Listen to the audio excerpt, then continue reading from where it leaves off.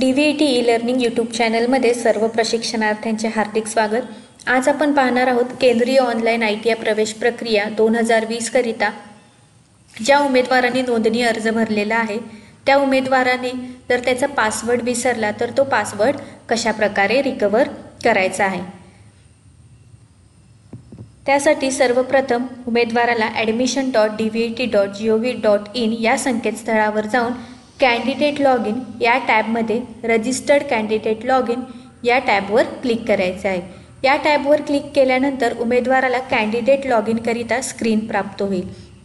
यामध्ये उमेदवाराला प्राप्त झालेला रजिस्ट्रेशन नंबर म्हणजे ज्या उमेदवारांनी प्रवेश प्रक्रिया 2020 करिता नोंदणी अर्ज भरलेला आहे, ॲप्लिकेशन फॉर्म भरलेला आहे, त्या उमेदवाराला त्याचा रजिस्ट्रेशन नंबर प्राप्त झाला असेल तो रजिस्ट्रेशन नंबर उमेदवाराने एंटर रजिस्ट्रेशन नंबर येथे क्लिक करायचा आहे। जर कोणी उमेदवारांनी रजिस्ट्रेशन फॉर्म भरला नसेल तर फॉर्म कशा प्रकारे भरावयाचा आहे याची लिंक तुम्हाला स्क्रीनवर देण्यात आलेली आहे।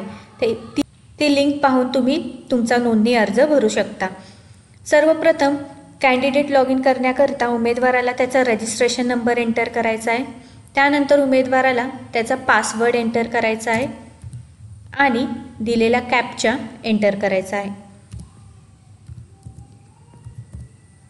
त्यानंतर लॉग इन या बटनवर क्लिक करायचं आहे। जर कोणी उमेदवार पासवर्ड विसरला असेल किंवा त्याने चुकीचा पासवर्ड एंटर केला असेल तर त्याला इनकरेक्ट यूजर नेम और पासवर्ड अशा प्रकारे मेसेज स्क्रीनवरती प्राप्त होईल।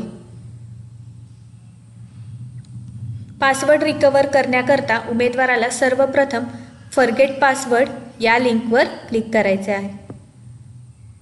या टॅबवर क्लिक केल्यानंतर पासवर्ड रिकव्हरी करिता उमेदवाराला विंडो दिसेल। त्यामध्ये सर्वप्रथम त्याला त्याचा रजिस्ट्रेशन नंबर एंटर करायचा आहे। त्यानंतर date of birth,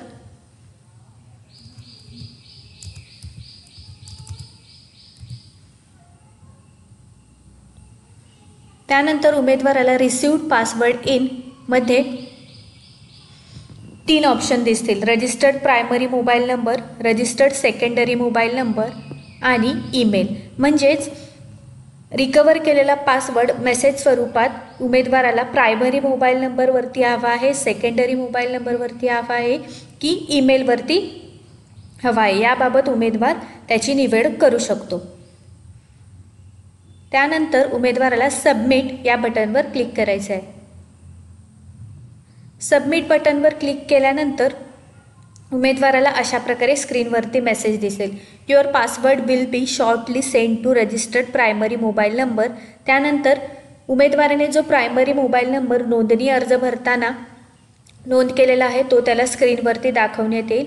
if password is not received within 5 minutes try alternate option to receive password, contact helpline number in the contact us page, if password is not recovered thank you.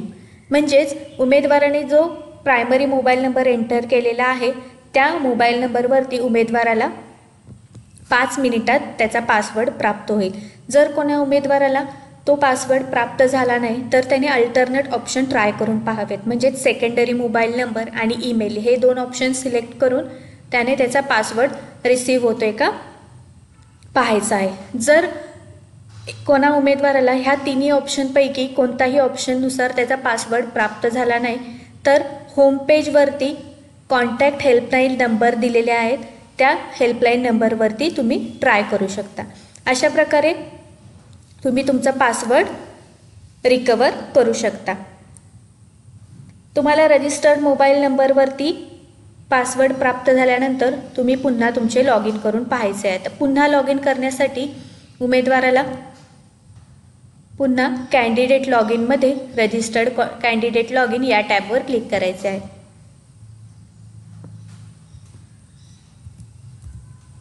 Recover केलेला password registered mobile नंबरवरती प्राप्त झालेला आहे, तो password आहे तो enter करून तुम्ही पुन्हा लॉग इन करू शकता।